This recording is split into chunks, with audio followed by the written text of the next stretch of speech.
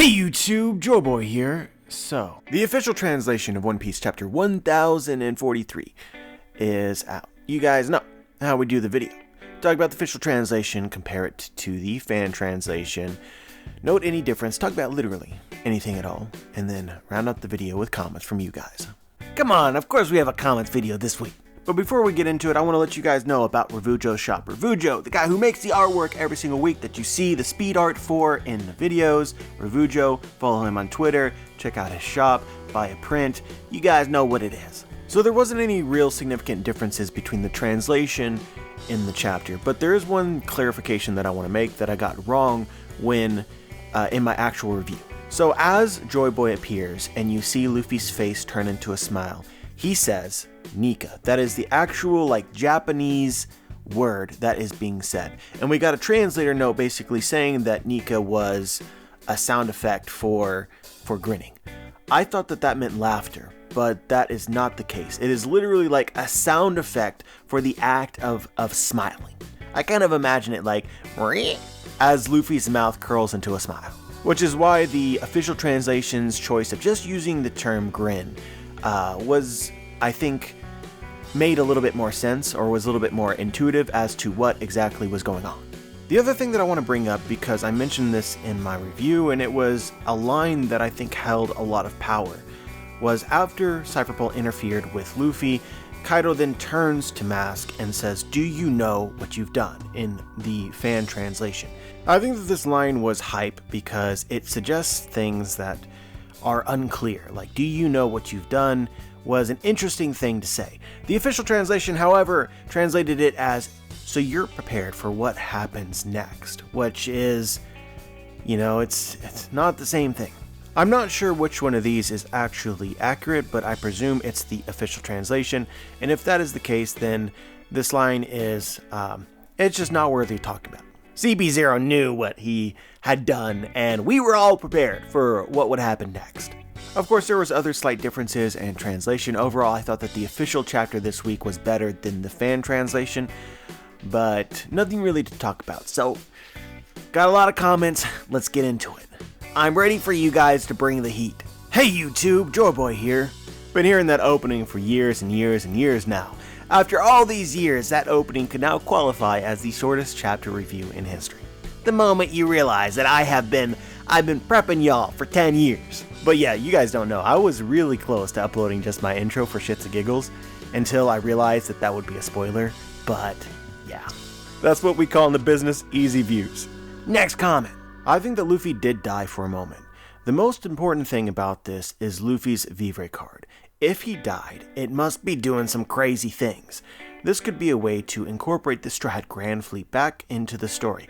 Imagine Bartolomeo freaking out at Luffy being dead. So before we get deeper into this, I just want to talk about the idea of Luffy being dead, because I talked about it in my first reaction, but I wasn't really satisfied with how I decided to talk about it.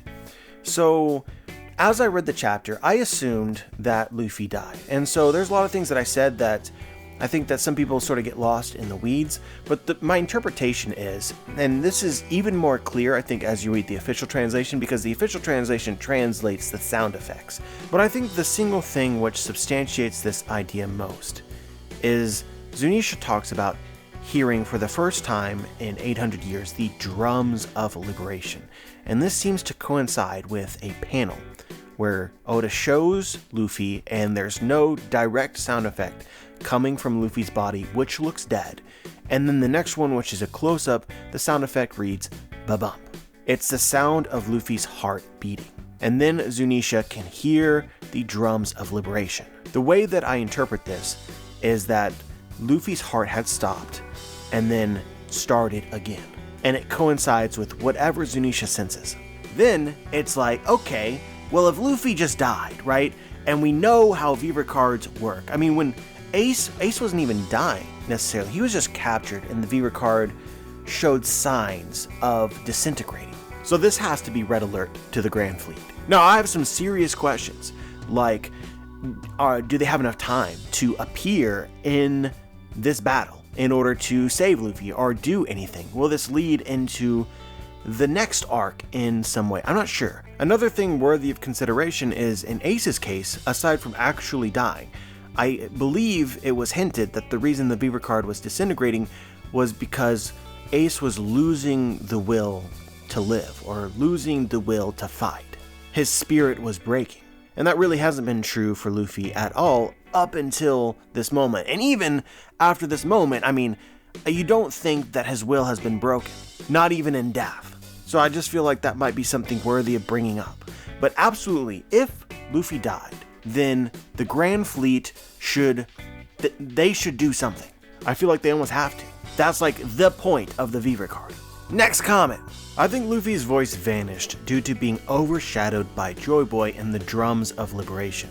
We saw in Skypiea when the snake ate Luffy that a larger presence can hide someone completely, from Haki like how Enel couldn't sense Luffy in the giant snake.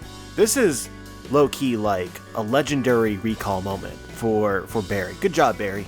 No exaggeration, this happening had slipped my mind for probably like 10 years. What's interesting about this, and I get this comment completely, and it could be true, but it can also be reversed fairly easily. It's easy to think of Luffy as being within or overshadowed by the larger presence of Joy Boy, but was Luffy the larger presence which overshadowed Joy Boy so that they couldn't sense his presence? And it took Luffy momentarily dying or passing out for that presence to show through.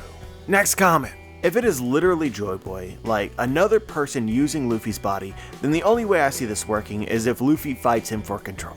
Amid all the hype for the reveal, I think that this comment or other comments similar to it is really the only apprehension that I see about it. Like the worry that Joy Boy being a part of Luffy or possessing him or anything like that takes from Luffy's freedom. Like Joy Boy doing anything takes away from Luffy's accomplishments. And so really the main thing that I want to say about this is that if it doesn't sit right with you, there's probably a very good chance that it's not going to happen in the way that you won't like.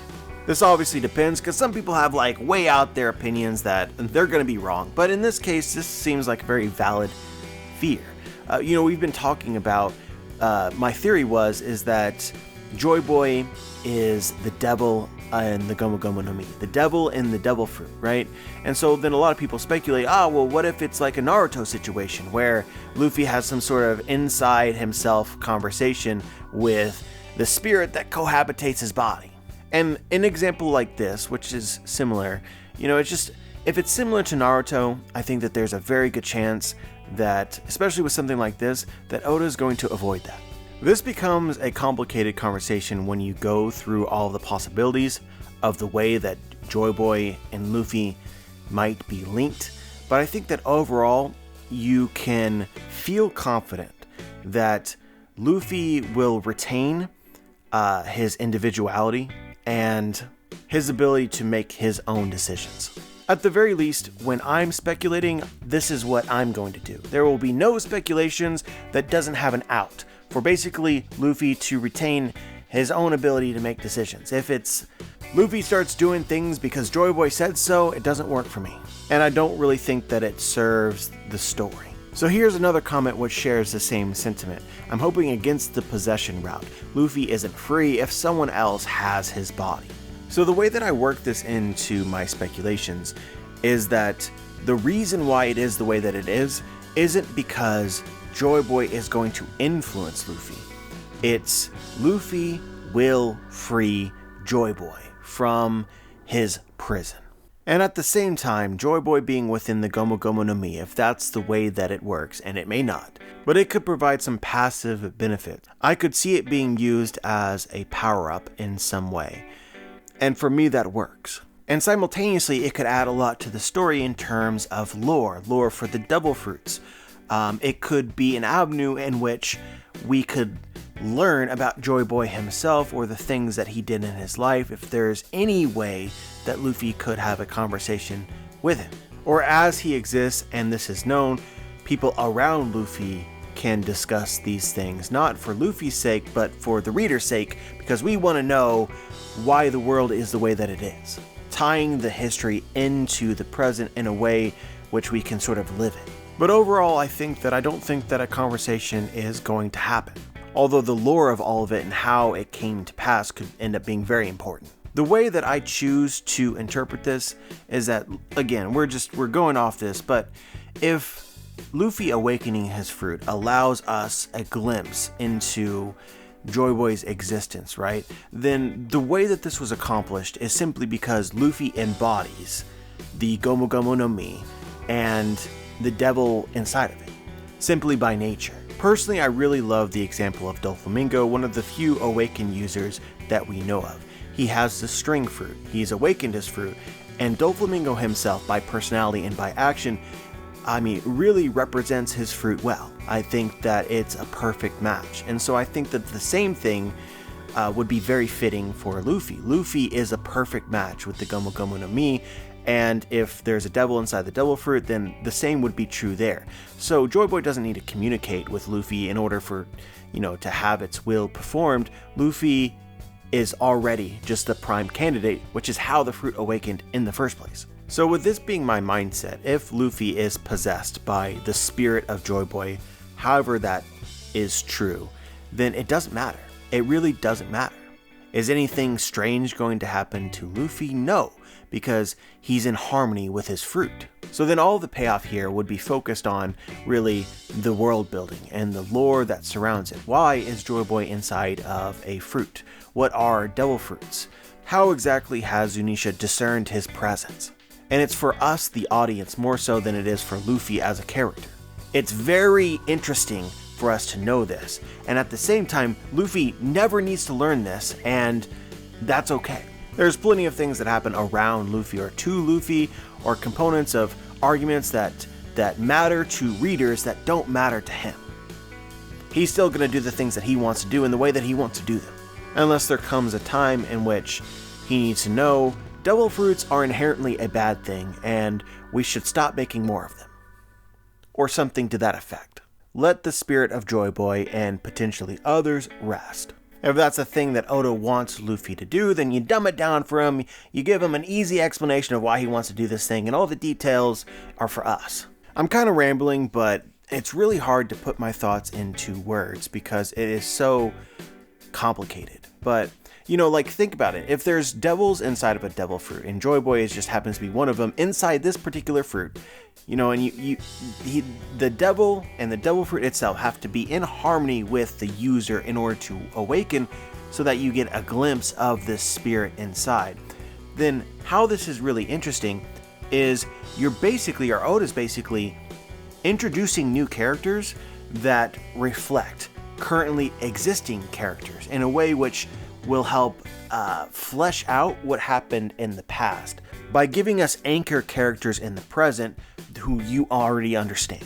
Put in another way, because we know Luffy, and if we are given the premise that Luffy has awakened his fruit because he is in harmony with the devil and with the fruit itself, then because we know Luffy, we then know Joy Boy, which it starts to flesh out this history that we eventually will learn. Because Joy Boy was a character who played a role, and then all of a sudden you can apply a lot of Luffy characteristics to him, and it just perfectly makes sense. It's also kind of cheating because it limits the amount of new characterization that you need to include. This is really difficult to explain, I get it, but for instance, Blackbeard. Blackbeard has two fruits currently. He has the Yami Yami no Mi, and he has the Guro Guro no Mi.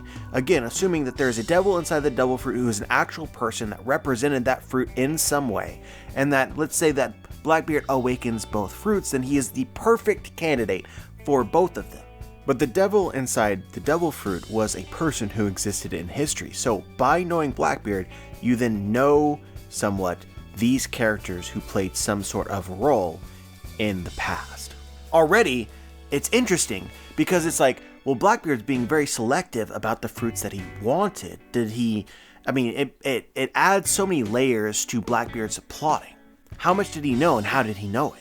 We were talking about how Joy Boy, the spirit of Joy Boy, or the Gomu Gomu no Mi, might end up being a new power-up for Luffy? Well, we know that Awakenings is already a power-up, so if you add this caveat of you must represent the fruit in order to awaken it and get its strength, then things like Blackbeard knowing which fruits to select, which perfectly embody him, so that fruits that he is capable of awakening it's really interesting because that's how he, Blackbeard, would reach his sort of final form of strength. He only reaches his true potential with these particular fruits. And I think that this works really well with things like the inherited will. These people which existed in the past had dreams and ideals and motivations that carried over time, so that eventually there would be someone who would share these and then attempt to accomplish their will. But they don't need to assert control over their hosts because that's sort of pre-selected by the criteria that allows you to glimpse that the devils actually exist. But yeah, I absolutely hate this. I hate talking about this in this way because I know that this is just absurdly confusing and that I've lost half the people that were listening to this. But I guess the point is that overall I think that it's not important that the devils exist to the characters. I think that it is interesting that the devils exist for the readers and for world building. And if these things can't be met, like if Oda is forced into a corner of, well, the only way that this matters is that, all the characters that are currently alive in the story lose all of their agency, then throw that shit out. I want none of it. But anyway, let's just move on to the next comment. Did anyone notice that Luffy's hair looked exactly like Rock's hair in his silhouette? Man, this comment has opened up a world of kick-ass. We were just talking about Blackbeard, right? So, just to throw this on you, a lot of people already know this, but my belief is that Blackbeard possesses multiple souls. Somehow, some way he was experimented on in the government, that's why he doesn't sleep. I think Blackbeard is three people sort of meshed together, and I think that one of these people is Rocks. That's just my going theory. We're not going to justify it, I'm just giving it to you. We also just talked about how Blackbeard might have curated the selection of his devil fruits to fit his personalities. He has 3 souls, hypothetically, so he can consume 3 devil fruits, and each soul would have a particular fruit that sort of embodies that aspect of Blackbeard. So if one of those is Rocks, and Rocks could be the one who sort of knows all of this, that why Blackbeard waited so long and why he had all these plans is because of he has an old soul within him that is very knowledgeable. That makes a lot of sense. Rocks did a lot of things that could lead to knowledge. But you just changed the game completely. If Rocks, the devil fruit which, he potentially resonates with, that he's capable of awakening, is the Gomu Gomu no Mi, is like, whoa, oh my god, it's mind-shattering. Part of you would like to argue, well, how is that possible for there to be Luffy, who is like the hero of the story, and then Rocks, who is a part of the villain, but they both embody sort of the same person? Is it possible for that to work? And without going into detail, I think yes, and I think that if that happened, that would be, oh my god, like Bizarro World, where Luffy is actually the final villain. Well, let's kind of stray away from all these speculations, many of which are likely to be wrong, right? So you spend hours and hours discussing very specific things that, and then something very crucial is just wrong, so the entire time it's a waste. But just in general, I think that you could imagine that Rocks could have the Gomu Gomu no Mi. And, that is also by itself, without any of this other stuff, just really interesting. It's one of those ideas that makes a lot of sense to me because I think that a common speculation you might see is that Roger had the Gomu Gomu no Mi, the same devil fruit as Luffy. And so as we know this, right, Oda and his team are going to know this. And so I just see this from time to time, especially when it comes to huge reveals like this, they keep in mind what the expectation is and then try and find a better answer. And I feel like this is an example of that, where Roger isn't the one who had Luffy's devil fruit. It was actually Roger's greatest enemy. It just hits that sweet spot. I honestly hope that it is true. Next comment. The one issue I have with the Gorosei mentioning Luffy's fruit is that Luffy hadn't awakened his fruit when the Gorosei was talking about it. So what we're talking about here is, a couple chapters ago, the Gorosei had a scene in which they mentioned a specific legendary fruit that went by another name because the true name was lost to history, or erased from history. Currently, there's a lot of speculation, including from me, that this fruit could have been the Gomu Gomu no Mi. This, I feel, out of everything that we've talked about, is the single thing that I personally can't grasp. Like, it isn't obvious to me what the solution is, the key that fits into the lock. We know that there is a legendary devil fruit whose name was lost to history, and it's of some relevance given current events. We also know that there was something occurred that made the Gorosei concerned about Luffy, because suddenly he's a prime target, so much so that they had to interfere in the battle to ensure that Luffy was defeated. And now at the end of this chapter, his fruit is doing something strange, and it's essentially revealed that he is Joy Boy in some way, in some form. So because of the order of events here, you can see the escalation, right? You start off with the legendary fruit, and then from that point in time, almost all of the details which seem relevant to it all point to Luffy. Luffy and the Gomu Gomu no Mi. It's an example of Oda directing our thoughts. Something that you have to keep in mind if you want to speculate is that there is some chance that this is a false trail. And I still find myself probably believing that it is. Simply because, assuming that the Gorosei are talking about the Gomu Gomu no Mi, there's no answer that clicks. I could justify it, but I feel like it would be over convoluted. I still kind of feel like Kaido's fruit, the dragon devil fruit, being an ancient weapon with control over Zunisha. Zunisha is in the same scene, even if you separate it as a different reveal than what the Gorosei are talking about. But I still prefer that as a solution because it just is cleaner to me. Nor does it require you to suspend any disbelief in any way. Whereas almost everything with the Gomu Gomu no Mi being a legendary fruit, no matter how many arguments I provide to you, there will always be this sort of question hanging in the back of your mind of like, well, if Luffy had this legendary fruit that everyone is concerned about, why did it take this long for us to even get hints of it? No matter what I say, no matter how I justify it, these questions will exist. And it is because of those why I think that answer is just inherently inferior. Hyping up the Gomu Gomu no Mi now is it's a tall task, I think.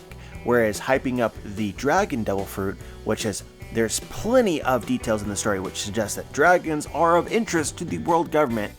And, we haven't been traveling with the guy with the Devil Fruit the entire time, right? It's better. That being said, there is a theory that exists which is better than the others. So, next comment, I was thinking, could it be the Gomu Gomu no Mi isn't a paramecia? Maybe it's its own category of plant type devil fruit.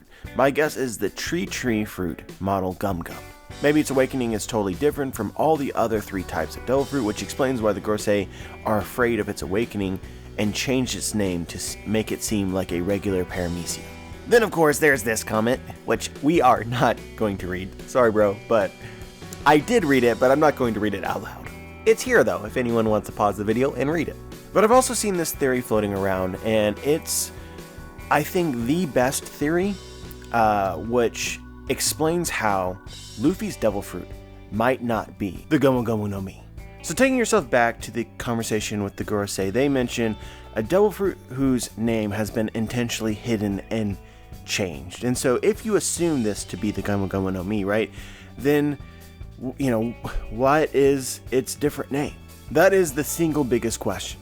And there's things from the actual manga, even recently, which suggest that Luffy's fruit may not be the Gomu Gomu no Mi. That may not be an accurate name for it, because Luffy's using Snake Man and doing the thing where his arms bounce in different ways, and Kaido, seriously, he comments that, what is this? This isn't rubber. Rubber shouldn't be able to do this. And think about it for yourself. Imagine rubber in all its forms that exist in your life. Could you imagine a car tire, for instance, doing what Luffy does with his devil fruit? Absolutely not. If we're assuming that Luffy is awakening right now, in this moment, for the first time, as he is melting or whatever is going on with him, then you still have to explain what the things that he's done before that we've conveniently have decided not to focus on because asking questions, it got too complicated. But at times, Luffy is almost more like silly putty than he is anything that I would consider to be rubber. Even at looking at natural rubber versus synthetic rubber, neither would really constitute what Luffy does with Snake Man. You know we're going to get into the weeds, although I don't want to get into the weeds, but like rubber can break, right? It is flexible, it is elastic, but it's also can be hard. So it tends not to bend at extreme angles. At those angles, it would break, or it would tear. Rubber is not quite as indestructible as the story of One Piece might lead you to believe. At the same time, people are speculating about basically rubber sap, where rubber is harvested from trees and it comes out as a liquid, and it doesn't take too much effort in order to get it to a rubber that you're more familiar with, but it exists within that liquid state, and so Luffy is melting, so then, you know, that makes sense too. But again, it doesn't explain Snake Man. These are going somewhat viral on social media, but there are several color pages which show something similar to what is happening to Luffy, including the most recent color spread from 4 chapters ago, chapter 1039. We see that the trees that the Straw Hats are exploring under are melting. Not exactly what's going on, but you get the gist. The point is you can pretty obviously see the resemblance between Luffy at the end of this chapter and what is going on with these trees. So here's the deal, guys. I think for a long time the English community believed that a person who ate a devil fruit would know what their devil fruit is. There's some sort of, once you eat it, there's some sort of intuitive understanding of the official name of your devil fruit and what it is. So you eat a fruit and it's like, oh yeah, I ate the gum fruit, right? But that may not be true. Basically, and some people argue this, and it's an argument of words. I'm not going to provide the translations from Japanese, etc. But the idea is that you don't know what your fruit is. The only way you know what your fruit is by using the fruit, seeing what it does. So Luffy might not actually have the Gomu Gomu no Mi. He's not a rubber man. He's something similar that shares many of the same properties as rubber, maybe in certain states exists like rubber, but is not rubber. It's worth noting that the person who named the fruit was Shanks, not Luffy. How did Shanks come to know this name? Maybe it was world government disinformation. Or maybe Shanks knew the truth, but followed world government disinformation. Either way, to cut to the chase, the theory going around now is that Luffy is a resin man, because resin can appear very similar to rubber. I don't want you guys to check me on the specificities because I am not an expert, but generally, right, like resin is created when you damage a plant. There's a chemical that's secreted when you hurt a plant. Well, what is rubber? What is natural rubber? What is latex? It is the chemical, the substance that is secreted from the rubber tree when it is damaged.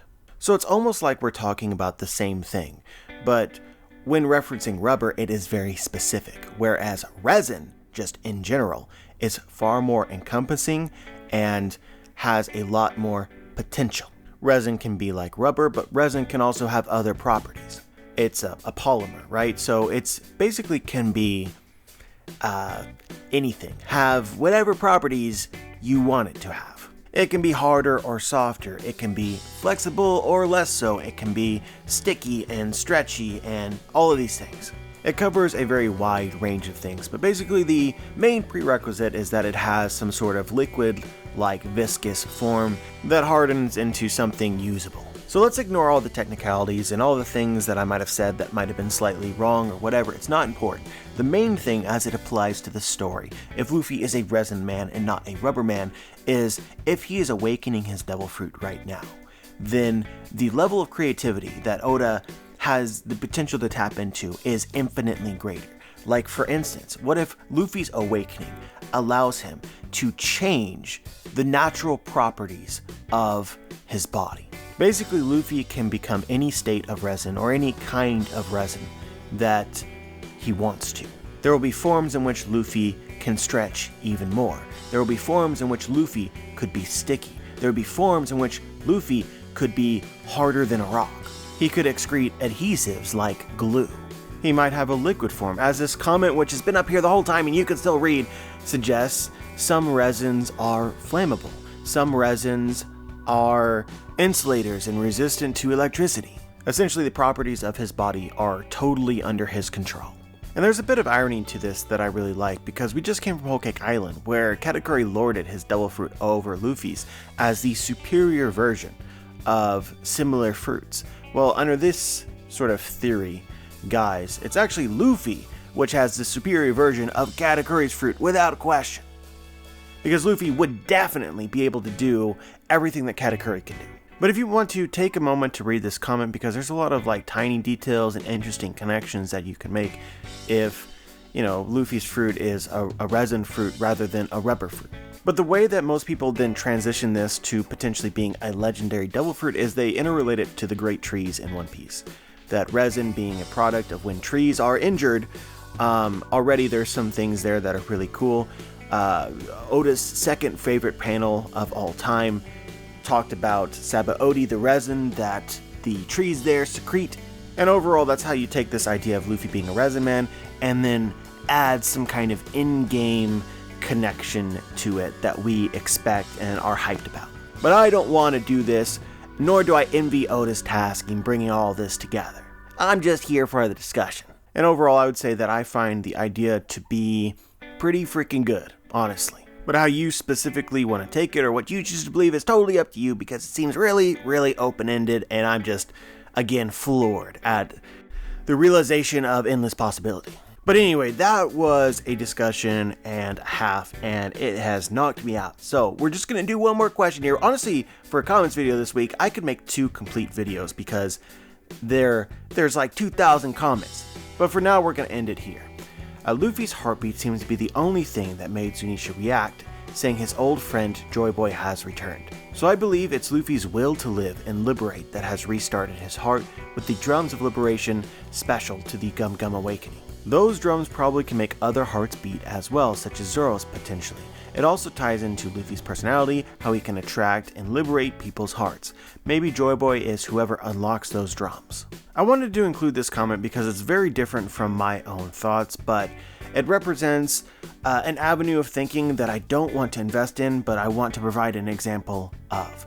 I didn't even mention the drums of liberation in my first reaction because I don't want to.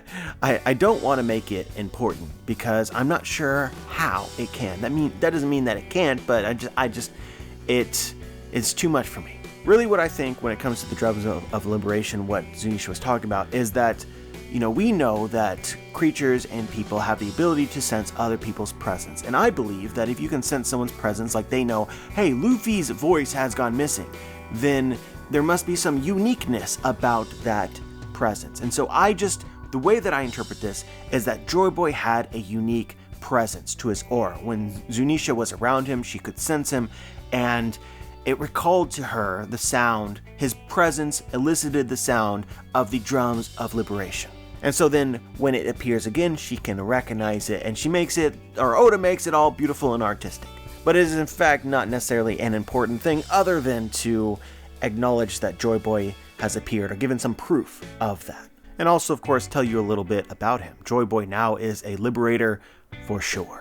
Which is like, I mean, we haven't even talked about this at all, like zero. But back in 2014, 2015, some of my earliest theories on my channel, the big idea was that is now totally taken for granted by, I think, everybody in the community. The pressing conclusion was, hey, wait, what if Joy Boy and the Ancient Kingdom were protecting the various races of the world? There was a time in which I thought that was the hypest thing ever. And now it's like 10 years later, it's like, well, yeah. So we have this reveal, which is Joy Boy as a liberator, you know, it's But anyway, I'm not quite ready to give the drums, the sound of Joy Boy's presence, any more power other than to acknowledge that Joy Boy is here and tell us something about him. But yeah, guys, that is pretty much what I had to say today. You know, crazy chapter. I mean, there seriously might be a second comments video. I'm not going to promise it, but there could be. But yeah, guys, as always, let me know what your thoughts are in the comment section below. Like the video if you liked the video, dislike the video if you dislike the video, subscribe if you want to be notified for my future content, and as always, guys, have a wonderful day.